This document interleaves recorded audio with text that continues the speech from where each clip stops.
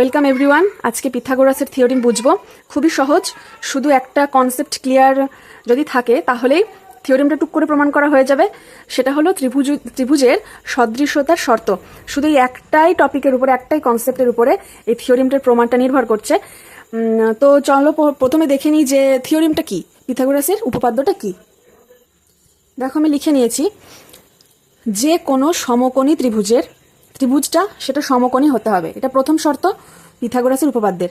সমকোণী ত্রিভুজের অতিভুজের উপর অঙ্কিত বর্গক্ষেত্রের ক্ষেত্রফল অপর দুই বাহুর উপর অঙ্কিত বর্গক্ষেত্রের ক্ষেত্রফলের সমষ্টির সমান। আমরা জানি বর্গক্ষেত্রের ক্ষেত্রফলের সূত্র কি, বাহু স্কয়ার। এটা যদি একটা বর্গক্ষেত্র হয় তাহলে বাহুর দৈর্ঘ্য যদি এ হয় তাহলে এর ক্ষেত্রফল মানে এ স্কয়ার বা বাহু স্কয়ার। ঠিক আছে, তাহলে বলেছে সমকোণী ত্রিভুজের অতিভুজের উপরে অঙ্কিত। তাহলে থিওরিমটা আগে একটু বুঝে নিই। এই একটা সমকোণী ত্রিভুজ, এটা সমকোণ, এটা অতিভুজ, সমকোণের বিপরীত বাহু।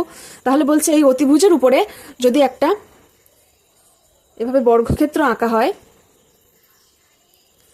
তাহলে তার যা ক্ষেত্রফল হবে সেটা অপর দুই যে বাহু দুটো রয়েছে তাদের উপরে আঁকা বর্গক্ষেত্রের ক্ষেত্রফল যোগ করলে তার সাথে সমান হয়ে যাবে।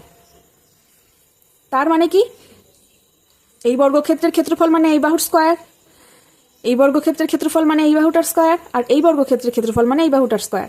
তাহলে যদি আমি নাম দিই এভাবে এবিসি, তার মানে কি এসির স্কয়ার সমান এবি স্কয়ার যোগ বিসি স্কয়ার। এটাই হচ্ছে পিথাগোরাসের থিওরিম। এবি স্কয়ার সমান এসি স্কয়ার সমান এবি স্কয়ার যোগ বিসি স্কয়ার। এটাই হচ্ছে পিথাগোরাসের থিওরিম, আর এটা শুধুমাত্র সমকোণী ত্রিভুজের ক্ষেত্রে প্রযোজ্য। তো এবার প্রমাণটা করি চলো। তাহলে যে কোনো প্রমাণের প্রথম স্টেপ হচ্ছে প্রদত্ত। 4টে স্টেপ থাকে। প্রথম হচ্ছে প্রদত্ত, তারপরে প্রমাণ করতে হবে, তারপরে অঙ্কন, তারপরে প্রমাণ। তাহলে প্রথম হচ্ছে প্রদত্ত, সেটা লিখি। প্রদত্ত মানে কি দিয়ে দেওয়া আছে, এইটুকুই দেওয়া আছে যে একটা সমকোণী ত্রিভুজ, আর কিছু দেয়া নেই কিন্তু। তাহলে এবিসি একটি সমকোণী ত্রিভুজ,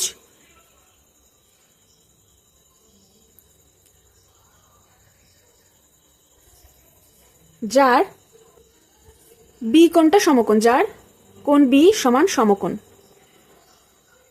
তাহলে আগে ছবিটা আঁকি। এটা হচ্ছে ছবি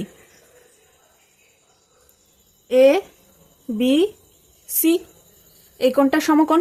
এইটুকুই শুধু দিয়ে দেওয়া আছে, আর কিচ্ছু দেয়া নেই। প্রমাণ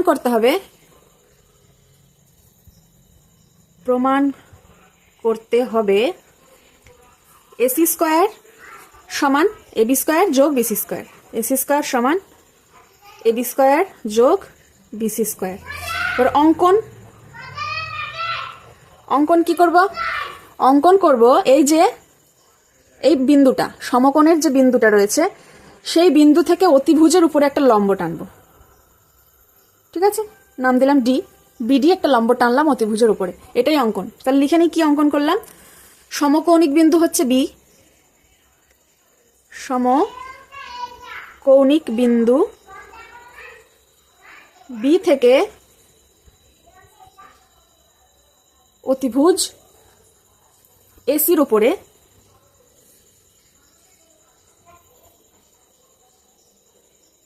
বিডি লম্ব টানলাম।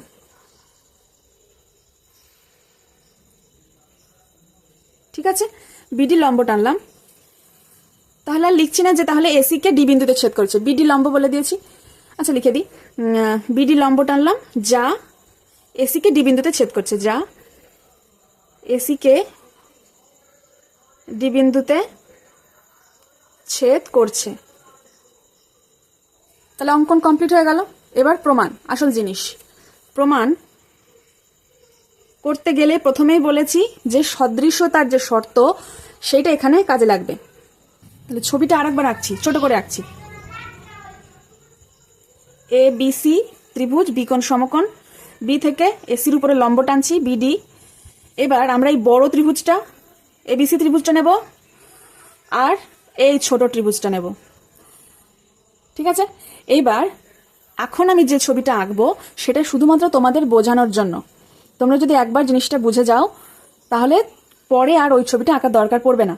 ঠিক আছে, পরীক্ষার খাতায় এই ছবিটা মানে নেক্সট যে ছবিটা আমি আঁকতে চলেছি সেটা তোমাদের পরীক্ষার খাতায় আঁকার কোনো দরকার নেই। দেখো কি আঁকছি, যেহেতু আমি এই ছোট ত্রিভুজটা নিলাম, তাহলে ছোট ত্রিভুজটা কেমন উল্টানো ভাবে আছে না, যেহেতু আমাদের বাহুগুলো লাগবে, তাহলে বড় ত্রিভুজটার কোন বাহুর সাথে ছোট ত্রিভুজটার কোন বাহু সমান করছি, কোন বাহুটাকে অনুপাতে আনছি, সেটা যাতে খুব সহজে বোঝা যায়, সেই জন্য এই ত্রিভুজটার কোন কোন ডি কোণটা সমকোণ, আর এই বড় ত্রিভুজের বি কোণটা সমকোণ। তাহলে এই ডি কোণটাকে ঘুরিয়ে আমি এইভাবে আঁকছি, ঠিক আছে? এই দেখো এইভাবে আঁকছি। ডি কোণটা, এই বি কোণটা সমকোণ ছিল, এবার ডিটাকে এখানে নিয়ে আসলাম জাস্ট বোঝার জন্য, আর কিছু না। ডি কোণটাকে এখানে আনলাম। এবার এই দিকের বাহু দুটো, এই শীর্ষবিন্দু দুটোর নাম যে কোনো একটার নাম আমি এ দিতে পারি, যে কোনো একটা নাম বি দিতে পারি। যেহেতু এই ছোট ত্রিভুজটা নিয়েছি আর এই ত্রিভুজটা নিয়েছি, তাহলে দুটোই কিন্তু এ বিন্দুটা দুটোতেই রয়েছে। তার মানে এখানে আমি এ দিলাম আর এখানে দিলাম বি। দেখো এবার এই বড় ত্রিভুজটার সাথে এই ত্রিভুজটা দেখতে একই রকম হয়ে গেছে না? এইবার বাহুগুলো অনুপাতে নিতে সুবিধা হবে।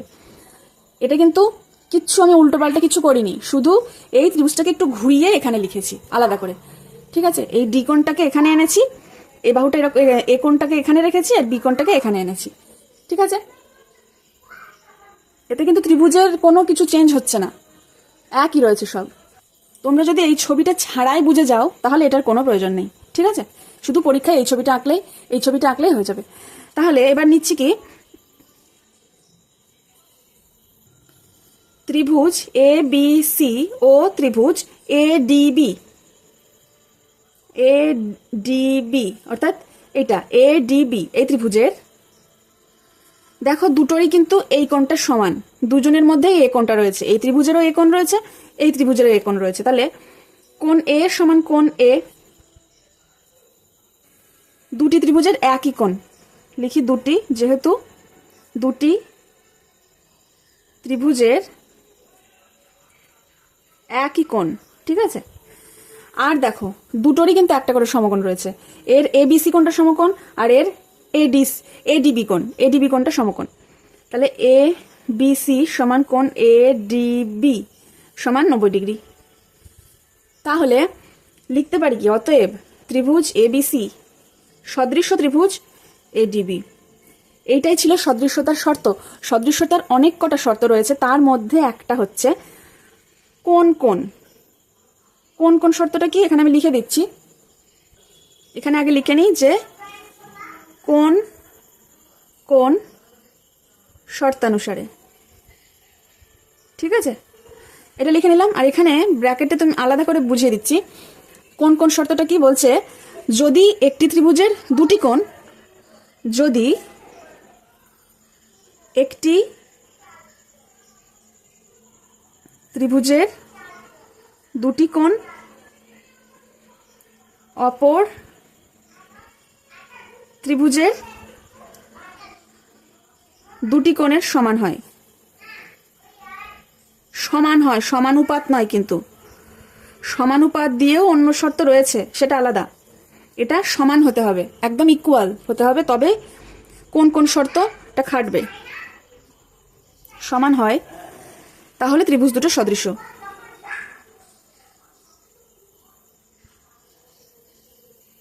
হবে। তার মানে কি, যদি এখানে আমরা দুটো ত্রিভুজ ধরি, এই ত্রিভুজটা আর এই ত্রিভুজটা দেখতে ছোট হয়েছে, কিন্তু এর এই কোণটা আর এই কোণটা সমান, এই কোণটা আর এই কোণটা সমান, তার মানে ত্রিভুজ দুটো সদৃশ্য। তাহলে দুটো কোণ যদি সমান হয়ে যায়, এই 3 নম্বর কোণটা তো অটোমেটিক সমান হয়ে যাবে, তাই না? তাহলে এটা হচ্ছে কোন শর্ত। সেই শর্ত থেকে আমরা এখানে দুটো ত্রিভুজকে সদৃশ্য প্রমাণ করে দিলাম। এবার এরা যদি সদৃশ্য হয় তাহলে এদের বাহুগুলো সমান অনুপাতে থাকবে। এটা আবার সমানুপাত, সমান নয় কিন্তু সম অনুপাতে থাকবে বাহুগুলো। কিভাবে? তাহলে লিখি, অতএব এবার দেখো বাহুগুলো কি অনুপাতে আনছি, এবার এই ছবিটা কাজে লাগবে। এই বড় ত্রিভুজের এবি আর এই ছোট ত্রিভুজের এডি একই অনুপাতে থাকবে, ঠিক আছে? তাহলে লিখছি, যেহেতু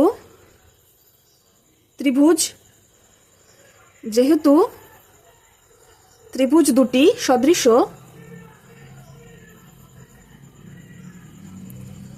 সদৃশ্য অতএব AD by AB AD by AB সমান হবে এবি বাই এসি। এর অতিভুজ এর অতিভুজ, বুঝেছো? এর লম্ব এর ভূমি সব একই অনুপাতে থাকবে। কিন্তু এখানে আমরা ভূমিটা নেব না, কারণ ভূমিতে রয়েছে কি বিডি রয়েছে, এই বিডি রয়েছে। আমাদের থিওরেমে এই বিডিটার কোনো কাজ নেই, থিওরেম প্রমাণ করতে এই বিডিটাকে কোনো কাজে লাগছে না, তাই ওই বিডি বাহুটাকে আমরা ভূমিটাকে আমরা নিচ্ছি না, শুধু লম্বর অতিভুজটা নিচ্ছি। তাহলে আর একটা কি আসছে, আর একটা কি হলো, অতিভুজ বাই অতিভুজ, এবি বাই এসি। তাহলে এবি বাই এসি। দেখো এটার থেকে আমরা কি পাবো, যদি দুই পাশে গুণ করে দিই, এডি ইন্টু এসি সমান পাচ্ছি এবি স্কোয়ার, এটাকে আমরা নাম দিচ্ছি 1। ঠিক আছে, এইভাবে একইভাবে আরো দুটো ত্রিভুজ পাবো, এই বড় ত্রিভুজটা, এবার এই ত্রিভুজটা নেব। ঠিক আছে, ছবিটা আঁকি। আবার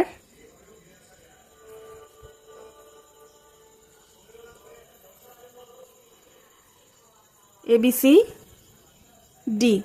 এবার এই বড় ত্রিভুজটা আর এই ত্রিভুজটা নেব। ঠিক আছে, তাহলে এই ত্রিভুজটাকে একটু এর মতো করে যদি আঁকি, ডি কোণটা সমকোণ, তাহলে বি কোণটা এই কোণা আছে, তাহলে এই কোণাতে আমরা ডি কোণটাকে আনবো। তাহলে ডিটাকে নিয়ে আসলাম, এটা থেকে ডি সমকোণ একই দিকে আসলো। দেখো আমি আরেকটু দেখাচ্ছি, যাদের বুঝতে অসুবিধা হচ্ছে তারা দেখো এই কাগজের টুকরোটা দিয়ে, এটা একটা ত্রিভুজ, সমকোণী ত্রিভুজ, এই ত্রিভুজটা আমি ঘুরিয়ে এইভাবে লিখছি, ঠিক আছে? এই যে এইভাবে সমকোণটা ছিল, এইটাকে আমি ঘুরিয়ে এইভাবে দিলাম। ঠিক আছে, এইটাই, আর কিচ্ছু করছি না। এবার শীর্ষবিন্দু এই দুটো লিখে নিই, এটাকে বি দিলাম, এটাকে সি দিলাম। আবারও বলছি, এটা শুধুমাত্র বোঝানোর জন্য আমি লিখছি, পরীক্ষার খাতায় কিন্তু লেখার কোনো দরকার নেই। ঠিক আছে, আবার এই ত্রিভুজটা আর এই ত্রিভুজটার মধ্যে দেখো সি কোণটা দুটোরই অংশ, এই ত্রিভুজটাতেও সি কোণ আছে, এই ত্রিভুজটাতেও সি কোণ আছে, তাহলে ত্রিভুজ এবিসি ও ত্রিভুজ বিডিসি এর কোণ সি সমান কোণ সি, একই কোণ। ঠিক আছে, আর দুটোরই কিন্তু একটা করে সমকোণ রয়েছে, দুটো ত্রিভুজেরই একটা সমকোণ, এর বি কোণ এর ডি কোণ। তাহলে লিখছি কোণ এবিসি সমান কোণ বিডিসি সমান 90 ডিগ্রি। তার মানে ত্রিভুজ এবিসি সদৃশ ত্রিভুজ বিডিসি কোণ শর্ত অনুসারে, কোণ শর্তানুসারে। ঠিক আছে, তাহলে এরা দুজন যদি সদৃশ ত্রিভুজ হয়, তাহলে এদের বাহুগুলোর অনুপাতও একই হবে। লিখব, যেহেতু ত্রিভুজ দুটি সদৃশ,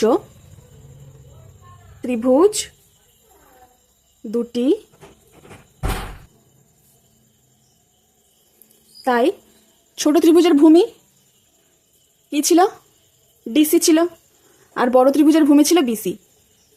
ছোট ত্রিভুজের অতিভুজ ছিল বিসি, আর বড় ত্রিভুজের অতিভুজ ছিল এসি। এরা সবার অনুপাত একই হবে। এবার লম্বটাও লেখা যেত, লম্বটাও এদের সাথে সমান হতো, কি হতো, বিডি বাই এবি হতো, কিন্তু এটুকু আমাদের দরকার নেই বলে এটাকে বাদ দিয়ে দিচ্ছি। ঠিক আছে, তাহলে এখান থেকে দেখো যদি কোনাকুনি গুণ করে দিই, পাচ্ছি কি ডিসি গুণ এসি সমান বিসি স্কোয়ার। এটা 2 নাম্বার নাম দিয়ে দিলাম। তাহলে এবার 1 যোগ 2 করে পাই, ওদিকে কি ছিল, 1 নম্বরে ছিল এডি ডট এসি সমান এবি স্কোয়ার, আর এখানে 2 নম্বরে ডিসি ডট এসি সমান বিসি স্কোয়ার। তাহলে 1 2 যেহেতু যোগ করবো, বাম দিক যোগ, ডান দিক যোগ, তাহলে এডি ডট এসি যোগ ডিসি ডট এসি সমান, ওদিকে ছিল এবি স্কোয়ার 1 নম্বরে, যোগ এখানে রয়েছে বিসি স্কোয়ার, ডান দিকে যোগ করে দিলাম। এবার এখান থেকে দেখো এসি দুটোর মধ্যে রয়েছে, কমন নিয়ে নিলাম, এডি যোগ ডিসি সমান এবি স্কোয়ার যোগ বিসি স্কোয়ার। তাহলে এসি ডট, এটা মানে কি দাঁড়াচ্ছে, ডিসি, এডি যোগ ডিসি মানে এসি, তাহলে এসি যোগ ডিসি, এডি যোগ ডিসির জায়গায় এসি লিখে দেবো, এবি স্কোয়ার যোগ বিসি স্কোয়ার। তার মানে আমরা পেয়ে গেলাম এসি স্কোয়ার সমান এবি স্কোয়ার যোগ বিসি স্কোয়ার, প্রমাণিত। তাহলে এটা পিথাগোরাসের থিওরেমটা প্রমাণ হলো। এবার এর উল্টোটাও প্রমাণ করব। উপপাদ্য 50 বলছে কি, এটা পিথাগোরাসের যেটা এখনই প্রমাণ করলাম থিওরেম, তার উল্টোটা, এটা রিভার্স। বলছে যে কোনো ত্রিভুজেটা একটি বাহুর উপর অঙ্কিত বর্গক্ষেত্রের ক্ষেত্রফল যদি অপর দুই বাহুর উপর অঙ্কিত বর্গক্ষেত্র দুটির ক্ষেত্রফলের সমষ্টির সমান হয়, তাহলে প্রথম বাহু যেটা ছিল তার বিপরীত কোণটা হবে সমকোণ। তার মানে এটা বলেছে, এই একটা ত্রিভুজ ধরলাম, এমনি ত্রিভুজ বলেছে, ঠিক আছে, এটা যে সমকোণী হতে হবে সেটা প্রথমেই বলা যাবে না, আমাদের সমকোণী প্রমাণ করতে হবে। এই ত্রিভুজের একটা বাহুর উপর অঙ্কিত বর্গক্ষেত্রের ক্ষেত্রফল অপর দুই বাহুর উপর অঙ্কিত বর্গক্ষেত্রের ক্ষেত্রফলের সমষ্টির সমান হবে। এটা সমান এটা যোগ এটা। তাহলে প্রমাণ করো প্রথম বাহুর উপরে যে বর্গক্ষেত্র এঁকেছিলে সেই প্রথম বাহুটার বিপরীত কোণ সমকোণ হবে, সেটা প্রমাণ করতে হবে। তাহলে চলো করি। প্রমাণের প্রথম স্টেপ হচ্ছে প্রদত্ত কি দিয়ে দেয়া আছে, একটা ত্রিভুজ দিয়ে দেয়া আছে, ধরলাম সেই ত্রিভুজটা এবিসি। ত্রিভুজ এবিসি এর এবি বাহুর উপর অঙ্কিত বর্গক্ষেত্রের ক্ষেত্রফল বিসি ও এসি অপর দুটো বাহুর উপর অঙ্কিত বর্গক্ষেত্রদ্বয়ের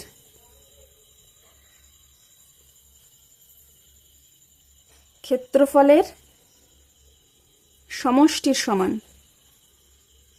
অর্থাৎ এর আগের থিওরিমে আমরা যেটা প্রমাণ করলাম এখানে সেটা দিয়ে দেওয়া আছে। অর্থাৎ এবি স্কোয়ার সমান AC square plus BC square যদি এইটা হয় সেই ত্রিভুজটা, এইটা যদি সেই ত্রিভুজটা হয় তাহলে এটা দিয়ে দেওয়া আছে যে এর স্কোয়ার সমান এর স্কোয়ার যোগ এর স্কোয়ার। তাহলে এবার প্রমাণ করব কি, প্রমাণ করতে হবে এসিবি কোণ এসিবি সমান সমকোণ 90 ডিগ্রি প্রমাণ করতে হবে। তাহলে এবার অঙ্কন, 3 নাম্বার স্টেপ। অঙ্কন কি করব, এই ত্রিভুজটা এখানে আরেকবার আঁকছি। এবিসি ত্রিভুজ ছিল, এবার এই বিসি বা সিবি বাহুর সমান করে এর যা দৈর্ঘ্য সেই দৈর্ঘ্যের আর একটা রেখা এখানে টানবো। টানলাম, এর নাম দিলাম এফ ই। এবার এই এফ বিন্দুতে একটা লম্ব টানবো, টানলাম। এবার এই এসি বাহুর সমান করে এই লম্ব থেকেও একটা সরল রেখাংশ কেটে নেব। তাহলে এসির যে দৈর্ঘ্য এখানে মোটামুটি সেই দৈর্ঘ্যের একটা রেখাংশ কাটলাম, এখানে নাম দিলাম ডি, ডিএফ। এবার এই দুটো যোগ করে দেবো, এটা হচ্ছে অঙ্কন। তাহলে কি কি করলাম সেটা লিখে নিতে হবে। সিবি এর সমান করে ইএফ রেখাংশ আঁকলাম, সিবি এর সমান করে এবি রেখাংশ আঁকলাম, ঠিক আছে। আর কি করলাম, এফ বিন্দুতে একটা লম্ব টানলাম, এফ বিন্দুতে একটি লম্ব টানলাম ও এসি এর সমান করে সেই লম্ব থেকে ডিএফ কেটে নিলাম। সেই লম্ব থেকে এসি এর সমান করে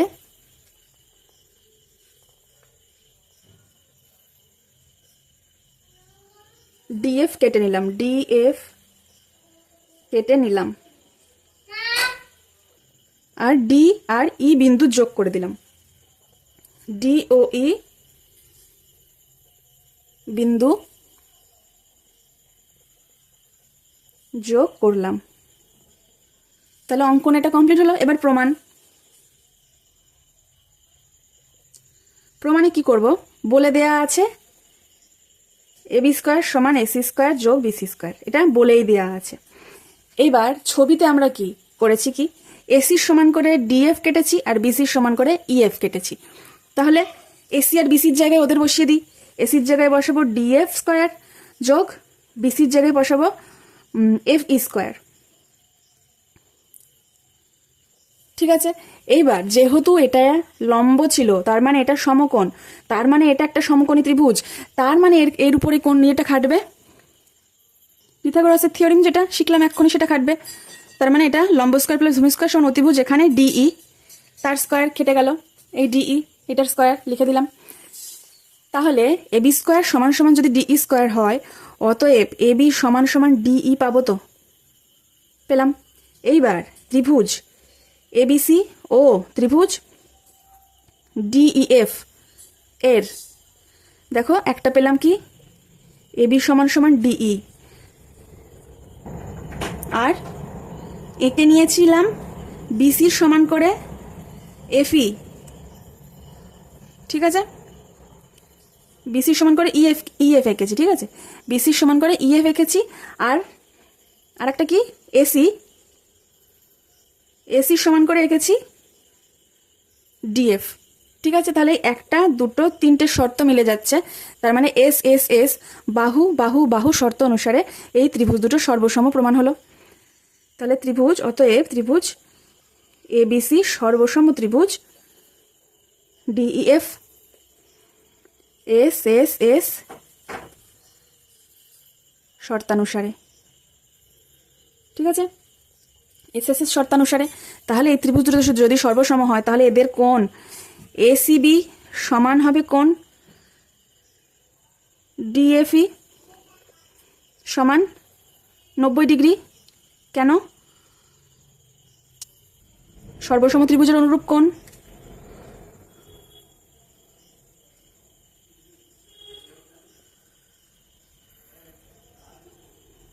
ত্রিভুজের অনুরূপ কোণ এখানে লিখে দেবে ব্র্যাকেটে, যেহেতু ডিএফ লম্ব ছিল কার উপরে, এফ ইর উপরে। ঠিক আছে, আর এখানে একটা জিনিস লিখবো, এই যে এসির জায়গায় যে ডিএফ আর বিসির জায়গায় এফই লিখে দিলাম, এটা কি অঙ্কন অনুসারে, আমরা এটাই এঁকে নিয়েছিলাম। ঠিক আছে, তাহলে এখান থেকে কি প্রমাণ হলো, তাহলে কোণ এসিবি যেটা সমান 90 ডিগ্রি প্রমাণিত।